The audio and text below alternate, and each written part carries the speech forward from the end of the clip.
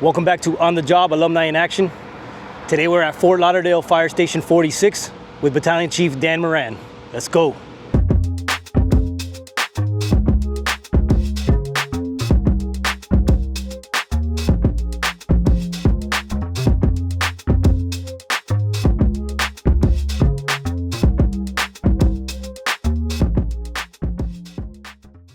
Welcome back to On the Job, Alumni in Action, the official podcast for the Miami-Dade College Fire Academy. Today, we have another very special guest. Today, we're proud to introduce Battalion Chief Danny Moran from the Fort Lauderdale Fire Department. While this show is often to highlight MDC alumni, today we're sitting down with someone who shapes and molds the alumni before they get on the job. Chief Moran is a longtime MDC Fire Academy instructor, a student of the fire service, and a leader who has progressed through nearly every single rank in the fire department. Chief Moran, welcome to On the Job. Thank you for being here with us. Thank you. Thanks for having me. All right, so the way we start our show, it's getting to know you a little bit. So I want to know who Chief Danny Moran is before the badge, before the white shirt, before getting into the fire service. You have a family rooted in law enforcement. Tell us a little bit about yourself. How did Danny Moran grow up and end up in the fire service? Well, my family's definitely more rooted in law enforcement than fire, but I do have some family members in the fire service as well. But my brother's a cop. My dad is still working in a civilian role with the police, but he was a cop.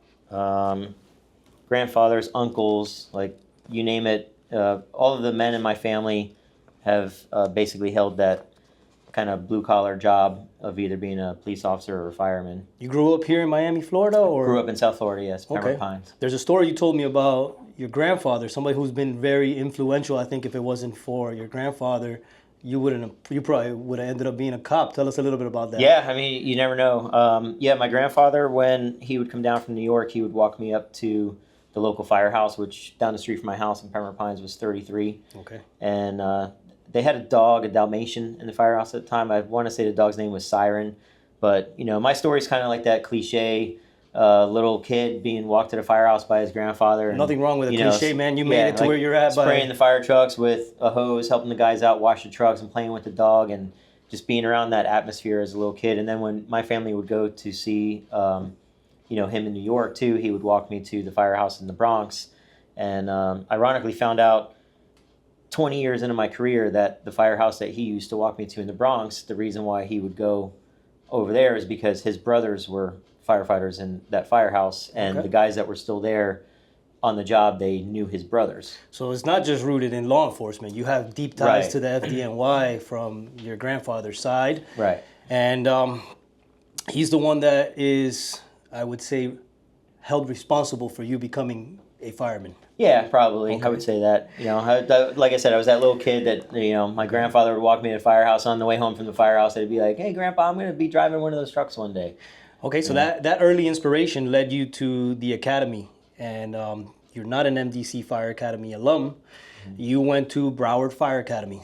How was that for you? How was that experience back then? When did you go to Broward Fire? And how was it that you absolutely knew that this was for you?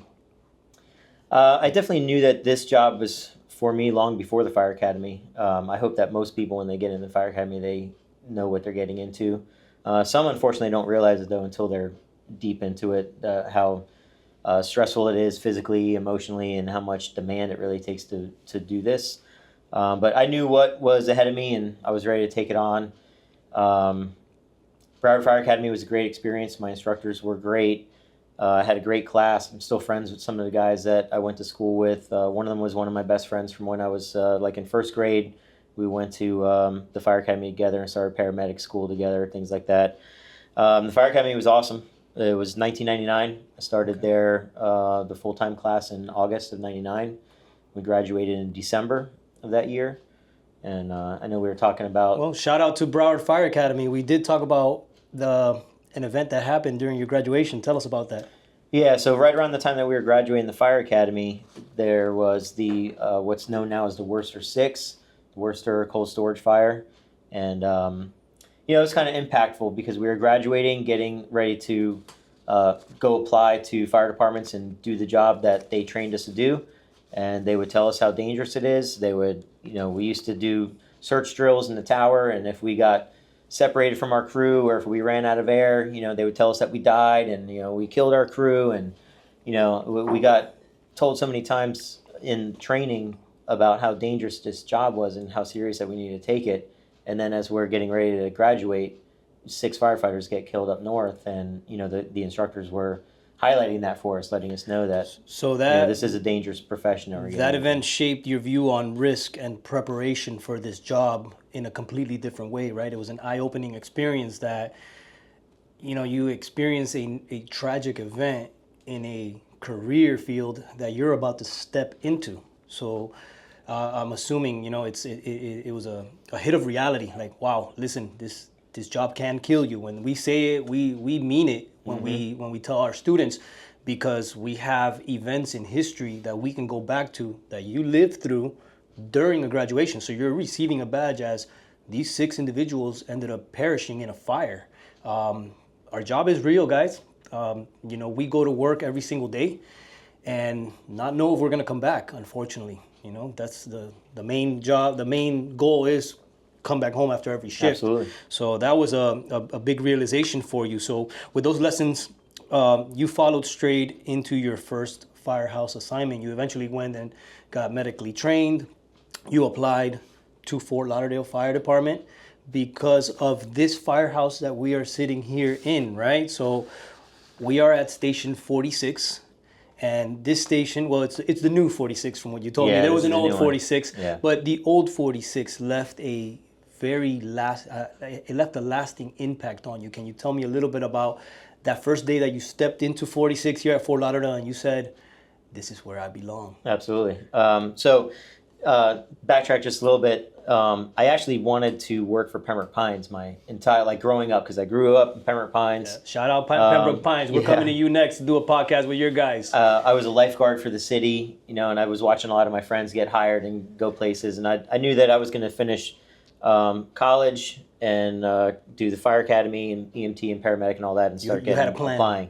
And so during EMT and paramedic school, I had all my rides scheduled at Pembroke Pines because that's where it was close. First, for one, it was convenient, and 2, that's where I wanted to work. Cool.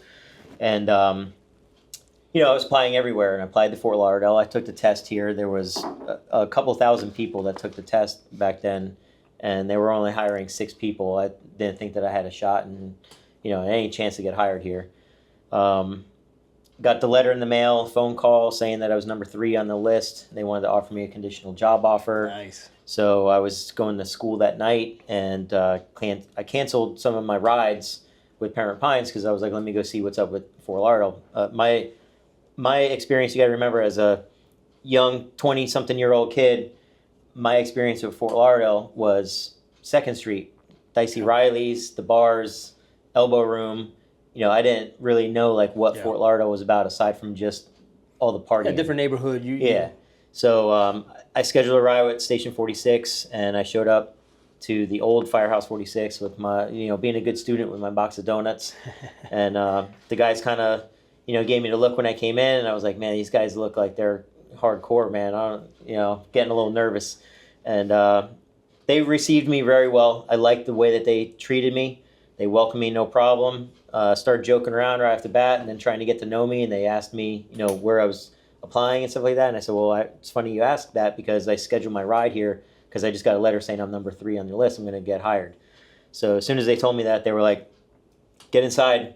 We're going to show you where everything is at. We're going to teach you how to do the reports. They sped up your training process. You're not even in recruit school and you're already training on the job. Yeah, so awesome. It was a great day.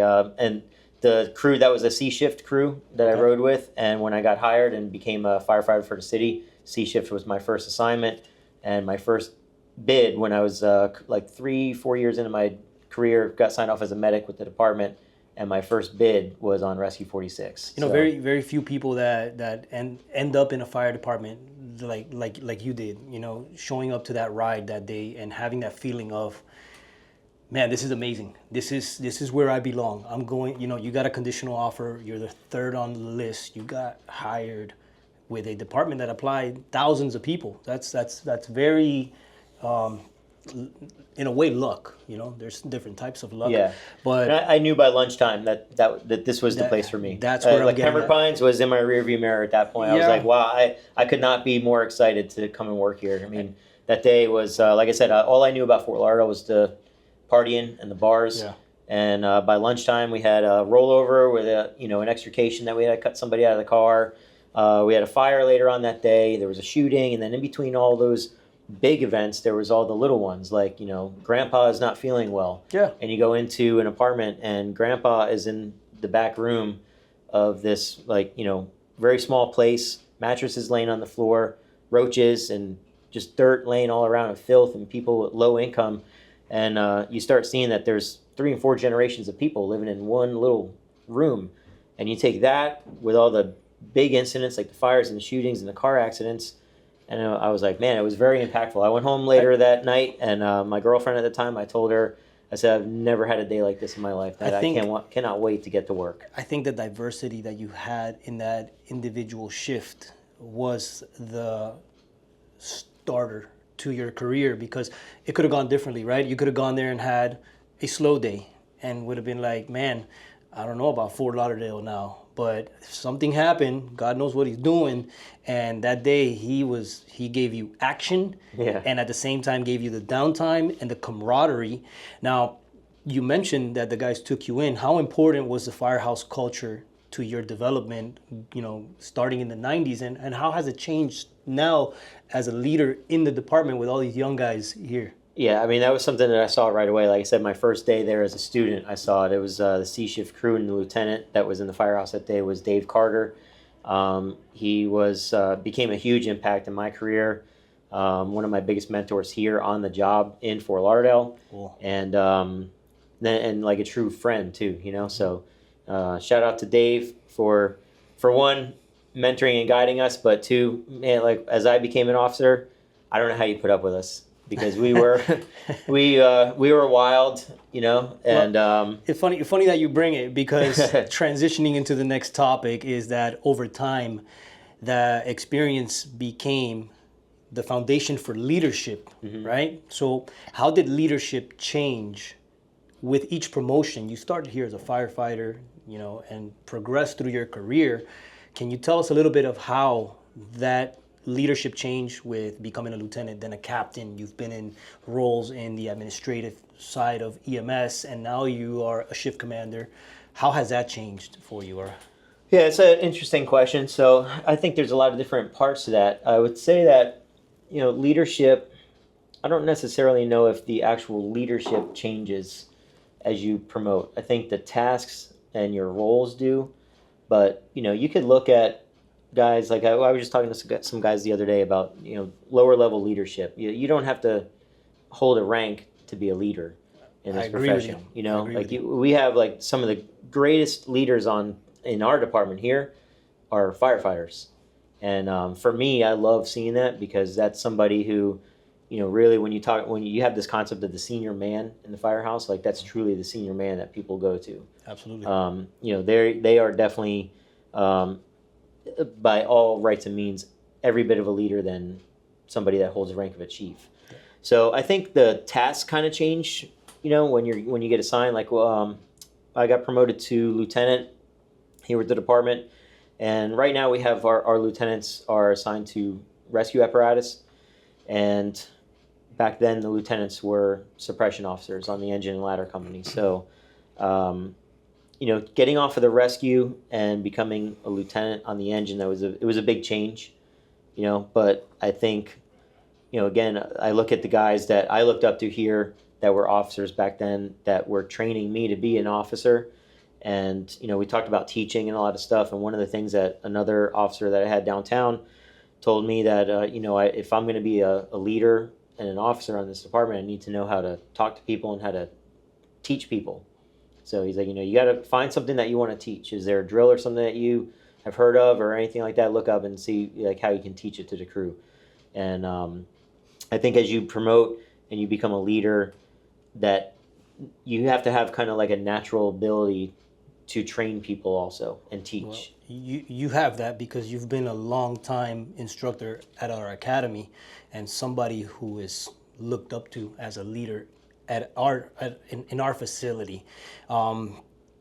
Exactly why I chose you to start this portion of the podcast. Even though you're not an alumni to the Fire Academy, you are an integral portion of our instructor cadre, a senior member of our instructor cadre, and somebody who is highly looked up to.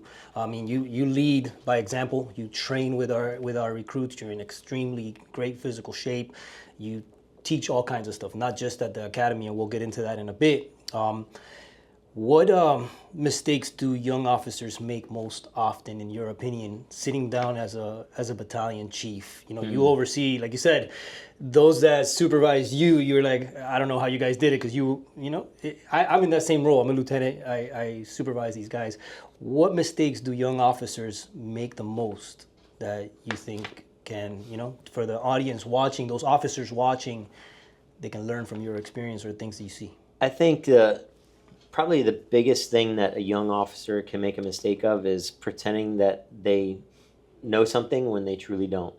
And they're too shy to say, I don't know the answer to this. Or, when training is going on, they're not the first one to step up and show themselves vulnerable trying to learn a new skill. I think that's really, you want to talk about leadership and putting yourself out there, making yourself vulnerable and showing that you are humble and that you don't have all the answers. Like, I don't have all the answers still. When I retire from here, I'm still not going to know all the answers. I love that you brought that up. That's a phenomenal answer, because the late and great Bill Gustin, a dear friend of yours, and we'll talk about him in a little bit because you were deeply involved in training with him in the past. Being a longtime student of the fire service is imperative. I tell my guys that you need to come to work and learn something new every day, either being a fire policy, a medical policy, something. We don't know it all, and I agree with you. Coming down and having that humility to say, hey, I don't know, is one of the hardest things to do as a human being in general, right? Saying I don't know. But in this job, I believe that we have to hold that humility. We have to be humble enough to say, hey man, I don't know it all. I do it a lot on my crews. I know my guys that come on my trucks, and I say, hey man, you're a specialty guy on extrication team. If I have a rollover, I have no problem saying, hey kid, you're on the extrication team. You do this on the daily. Run the scene. You tell me what to do. So having that humility to say, hey, I don't know it all. I like, my specialty is medicine. I like the paramedics aspect of it. I've taught paramedics and done all that. So yes, bringing yourself down and being vulnerable and saying I don't know it all is a big mistake for young officers. They get that badge and they just think that now they have the badge that they know everything and that they're in charge. It's only the and beginning. You really you got to understand that you don't know everything. You don't have all the answers. You got to stay humble. You got to stay hungry, and you really you truly have to lean on the guys and gals in the firehouse, because absolutely you may have the badge saying that you're in charge, but they dictate how your day is going to go. 100%. They dictate how the scenes will go too. Like, you are successful because of them. Because of your guys or girls. And if you fail, you have to take the ownership. And if you fail at something, raise your hand and say, that's my fault. And when you succeed at something, you raise their hand. You point at them and say, we won because of them. Exactly. Yeah. Praise them in public and discipline in private, right? Yeah. If they make a mistake. So let's transition over to leadership and training. Have gone hand in hand throughout your career. Why did you choose to become an instructor at Miami-Dade? And tell us a little bit of the history. How did you land at Miami-Dade College Fire Academy? Yeah, being a Broward guy, it's kind of funny, right? That's why I asked. And back then, there's other Broward guys down there now, but when I first started down there, I was, aside from me, there was, I don't know if you remember Chris from Sunrise. He was down there at the time. But yeah, there was, everybody looked at me as the Broward guy, Okay. And then I wanted to make everybody far and few, because it was ran by Hialeah guys, right? Yeah. So, I was looking to become an instructor. I was on the lieutenant's list here at the fire department.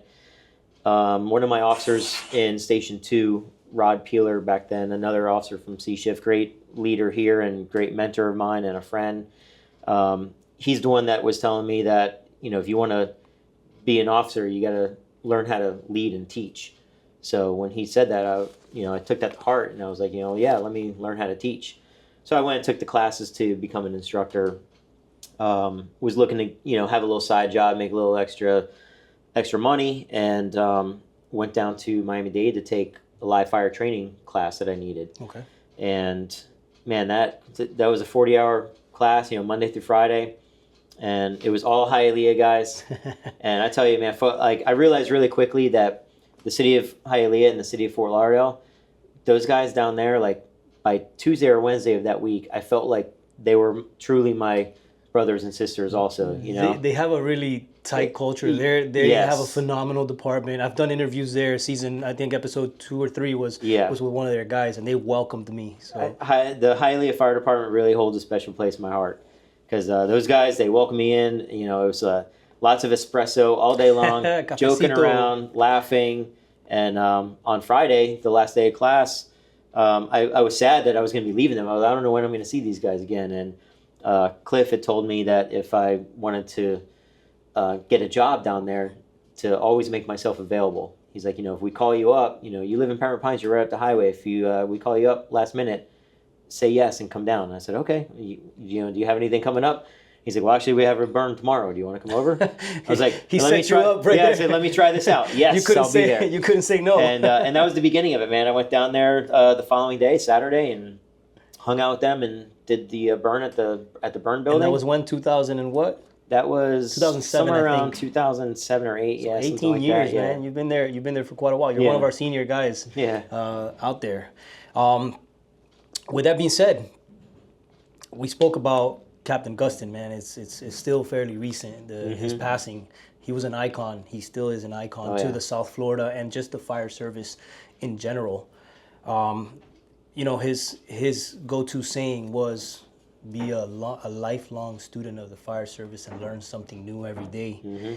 Can you tell us a little bit about, just reminisce about Gustin? You've taught, or what did you teach with Captain Gustin, and why must firefighters remain a student of the job? Yeah, that statement right there alone, like, that sums up Bill, right? Like, the old humble captain. He was awesome. He truly lived that. He said it and he demonstrated it, because he was in the front row of classes right up until the end of when he passed. He was in the front row of classes taking notes. Yes. And it was definitely a very it was a lot of fun working with Bill. He was a character, and I remember the first couple times that I met him at conferences, like here at the Fort Lauderdale Fire Expo and Orlando Fire Conference, I'd go up to as a student, and it started off with calling me handsome. Hey, handsome. Hey, handsome. And then I'll never forget the one day here at the Fort Lauderdale Fire Expo that he actually called me by name. And he's like, Danny Moran, get over here. I want you to introduce you to somebody. And I was like, oh my God, Bill knows my name. Yeah. And I was like, man, this is really cool. Man. Yeah. He was a good dude. And so that was the beginning of a friendship with Bill. And then we found out that both of us kind of geeked out about the same stuff, sprinklers and standpipes and high-rise and fire pumps. And so we started actually working together in Davie at the fire sprinkler company, Sprinklermatic. They built like a training facility over there. Awesome. And I wrote some classes that got approved by the state for CEUs for inspectors and firefighters. And I called up Bill and asked him if he could come up there and have a role. And not only did he help me out with the classes that I was doing there, but everybody that was on a officer's list at Miami-Dade and their new firefighters, he would bring up there to show them how to work fire pumps and talk sprinklers and standpipes. And he did that with us too. I've taken his classes. He came to the Gables, and phenomenal class. He's a unique, like, it's super hard to explain, because if you haven't met Bill Gustin or didn't get to meet Bill Gustin, he was just so powerful when he spoke. And like you said, the humility was just, he was one of the guys, man. He's gone through, he's seen it all at the end of the day. And his love for the job is something that if you hang out around him, it like sticks to you. Absolutely. You know, I felt that he was in an officer development class in the Yeah. Gables with us. He taught sprinklers and all that stuff with us. He was Yeah. he was amazing, and he'll be dearly missed. But Yeah, you know, he left a big legacy. We were so fortunate to have him. You know, Yes. he used to end when he would do like a podcast, his fire engineering podcast and everything. He would usually sign off by saying, you know, God bless the fire service and God bless you in this humble, noble profession. Amen. And it's like, man, like those words are powerful, first of all, but man, like God blessed us by giving us Bill. Like those who Absolutely. were able to have Absolutely. time with him, like what a Absolutely. blessing he was. Absolutely, Yeah. he left a dent in our fire service, and you know, and not just here in the United States. I think he was known internationally also. Oh, So, Chief, what role do instructors play in shaping the culture? You being a Miami-Dade College Fire Academy instructor, what do you think that I mean, how do you get that? How do you maintain that energy of just, you know, doing this and then going to the college and teaching the basics and over because it is tend to be repetitive, but you are somebody that's looked up to by our recruits. I hear it. I walk the halls there and I ask questions, and you are part of shaping those young soon-to-be firefighters who will end up on our rigs. How do you do it? Well, I mean, first, I appreciate the words. I mean, I just, you know, I like to work, and you know, I love the job, and you know, anybody who wants to get into this profession, I see, you know, any bit of talent in somebody and interest and want to do it. I'm like, come here, let's go. Like, come see me at the Firehouse. Come ride with me. Come down to the Fire Academy, see what we do down there, and it starts from there before they even get to a student. You know, sometimes some of my like my son, some of his friends, you know, I've had them at the Firehouse and down at the college. And, you know, I think that it definitely starts like, you know, the question was something about, you know, leading the students or like, Yeah, how do you you know, shape the them? How do you you know, shape like the culture, they had the impacting the culture. I think it definitely starts in the Fire Academy. It's our job as instructors to really do that. You know, I feel like I'm very fortunate that I came here to the old 46 for that ride that day because I got to see and feel that culture right then. But I think I wish that it would have been instilled a little bit deeper before that, you know? Okay. So I actually just took an opportunity the other day at the school with the new Miami-Dade class that's in there. We had some downtime. We finished a lecture for the day, and we had an hour to kill. And, you know, I like to joke around and, you know, tell stories during class. And so I asked them, you know, hey, what do you want to do for the hour? You want to work on your ropes and knots and whatever. And one of them was like, oh, you talked about, you know, some kind of presentation that you could show us some things and tell us some stories. And I was like, all right, yeah, that's a good idea. So I went and got a thumb drive that I have and put this presentation in and started showing them like the job that they're getting into, trying to instill that excitement as young firefighters sitting right there, you know, showing them pictures from here at work in Fort Lauderdale of us training together and eating Thanksgiving dinner. And during one of the hurricanes, one of the guys were shut down running calls because the winds were too heavy. Mm-hmm. And one of the guys had an acoustic guitar and he can sing.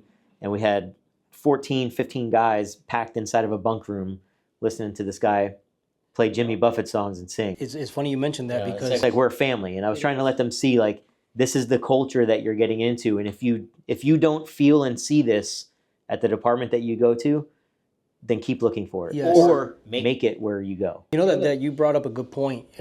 In the academy, we have X amount of hours that they have to do in curriculum based, right? So, but there is some downtime. And I think being at the academy, I see it a lot. The students gain most of their value of being there and what they're going to become by the downtime that we as instructors take the time with them and tell them, hey, you're learning firefighter 101 and these are the stuff you got to learn, but we want to teach you what the culture is, showing them videos, pictures, telling them stories of the good and the bad also, because this job is not all just roses and daisies, and it's not fun at sometimes waking up 3 times in the middle of the night for traumatic calls and things like that. Giving them that true expectation of, hey guys, this isn't for everybody. You know, this is what you're getting into. You're reading the basic book stuff, but I think the value that you and the other instructors in the academy, because now we have not just Hialeah guys, we got you Fort Lauderdale, Gables, Miami, County. them getting a little bit of the reality of the job through the stories that we tell them, the good and the bad, I think shapes that culture and feeds their hunger of, man, either feeds them or deters them. Because it's okay that I think we deter some, because like I said, this isn't for everybody. And you might make that, those student might make that realization, that moment in class when we tell them about a call of, vomit and poop and stuff like that, because a lot of our calls are medical. So that student might not want to do that, and that might be the realization. But I think feeding them the cool stories, the good and the bad, shapes who we get on these trucks. And when I talk to fire departments lately, since I've been going around, our majority of our recruits are in top shape, good attitude, because of the jobs that you do in the classroom and in the drill grounds, and we have that impact on these students. So I commend you for what you do. And it's definitely not just me down there, right? No, And I think talking about culture and legacy, I think Miami-Dade College, the Fire Academy, fits right into that too. I mean, that's why I work down there. Yep. I had a job at Broward Fire Academy, and I was applying to Coral Springs, and I was working at a couple other different places. And that week of being with those guys from Hialeah, I was like, just like walking into the old 46, I was like, Miami-Dade College, that's where it's at. It's funny you mentioned, this is where I'm going to work. Because I had an epiphany the other day at the academy. I've been doing all this media stuff, and I'm teaching digitally, and I jump into classes to teach. But I sat down and I was like, man, this place is awesome. We have a great group of guys, administrators. Chief Paul Noel is amazing. Heather, you run that academy. We have such a great group of diverse firefighters. Like, I noticed that, I was like, man, nobody complains here. This place is great. The students, we whip them into shape. We break them down, but we build them back up. It's a phenomenal place to work at, and I'm proud to be at Miami-Dade College Fire Academy, working alongside. With that being said, with all that experience behind you, let's talk a little bit about technology and a little quick story of when you got here. You guys were doing paper reports. How has technology improved, one, in the reporting and in the accountability side of the fire service in general? Yeah, technology, I mean, definitely seen a lot of changes. The paper reports was a big one, right? Couldn't imagine. I haven't lived through that. I'm lucky I got to tablets as an officer. Yeah, we had the old, I think they were called HRS forms, the triplet. You had a white, a yellow, and a pink copy, and you just had to press hard, But, and if you didn't press hard enough and then you went and took that copy back to do, a report to Firehouse, or you gave it to a nurse and the nurse just sees this blank piece of paper, it was interesting. So, and that, now the calls are over, report-wise, the calls are over. When these guys go out on a call right now and they take somebody to the hospital and they're on the way back, the computer report, everything is done. They don't have to do anything. And when I came on, like those guys that, heard that I was number 3 on the list, and they were like, come on over here, you're going to help us out. And I'm not joking. They grabbed a stack of papers and they were like, can you put all of this information into the computer? And I was just like, yeah, show me how. Opened up a system called Sunpro and fired that thing up, and all right, here we go. Patient info, and I just started typing. And you had to take all of the written stuff on the paper, type it in the computer, and it was a lot. Basically, if you took somebody to the hospital for like an ALS call, like chest pain, let's say, with an IV and 12 lead and all that, you were at the computer after that call was over back in the firehouse for about 30 to 45 minutes, depending on how good you were with typing. Now it takes 5 minutes. There was codes for everything. So if you knew the shortcut to the code where you could just hit the numbers and have it drop down, otherwise you're clicking on a drop down tab and scrolling and looking. So you could be sitting there for a while. So for those young officers that didn't have to experience that, be grateful, because technology is a blessing, right? Yeah. Now, with all that experience behind you, there's a lot to today's firefighters can learn. We leave it at this. What habits matter most over a long career? You've been in this for a while and you got a little bit more to go. What can you leave to the audience watching? Any type of advice? And what legacy do you hope to leave here at Fort Lauderdale and in our South Florida Fire Service? Yeah, and good timing on the question about the legacy. I'll get to that, because we were talking before we started here. I always relate the fire service to sports, military, and family. And anytime that something happens in sports that I could look at and see how it can apply to the fire department, I usually try to make that tie, that correlation. Big sports fan. What sports do you follow? All of them. All of them. Yeah. Especially our Panthers. Yeah, follow the Panthers. Love the Panthers. Been a really exciting couple of years here with that. Big Yankees fan, baseball, Steelers for football. Okay. Oh man, you're not a South Florida fan. You're all over the country. Well, you got to remember, my family's from New York, so when I was growing up, the Dolphins were here, but there was no Miami Heat, there was no Florida Marlins. Yeah. So I guess I was a Knicks fan. I was a Yankees fan. And so a lot of it is rooted in outside of South Florida. So you relate the sports to the legacy that you're going to leave. Yeah. So the Steelers, right? So Coach Tomlin just steps down, and the Steelers have only had 3 coaches my entire life. So that's a big deal, right, for a coach for Pittsburgh Steelers to step down. So I just was asking some of the guys here at the department, about making that tie. I said, how does an organization move on when somebody like Tomlin steps down? How does the Steelers move on from here? He's had a saying that I've been saying for a dozen years here at the department, again, relating it to the job. The standard is the standard, right? Okay. And so I said, what's going to happen now? The standard is no longer the standard in Pittsburgh. And I was like, well, no, wait a minute. It is. The standard is still the standard. It's the standard of being a Pittsburgh Steeler. It wasn't just a Mike Tomlin thing.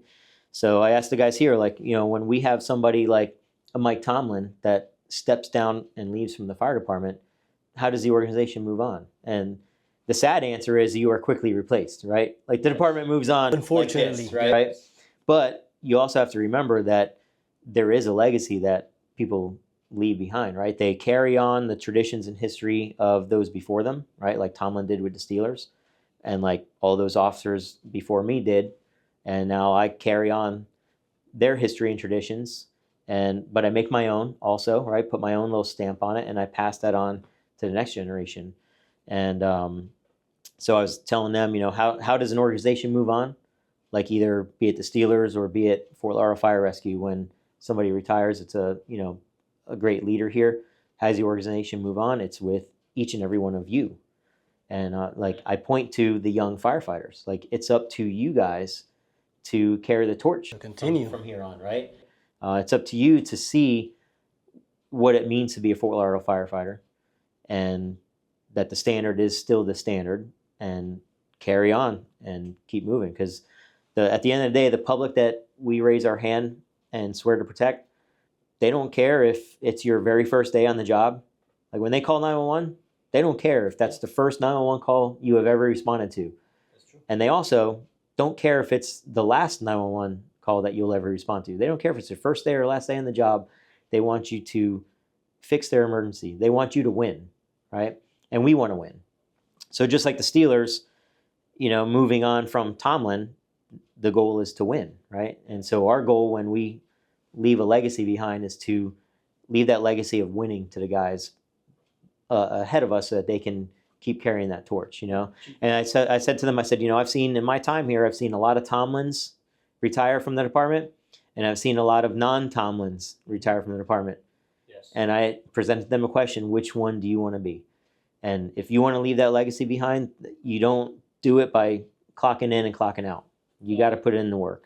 I call, there's a saying called a BME. It's a bare minimum employee, somebody that comes in and doesn't love the job. But Chief, you're far from that. I think the legacy that you're going to leave here in the South Florida Fire Service, in your home department of Fort Lauderdale, is going to be tremendous. You still got a lot to do and accomplish here.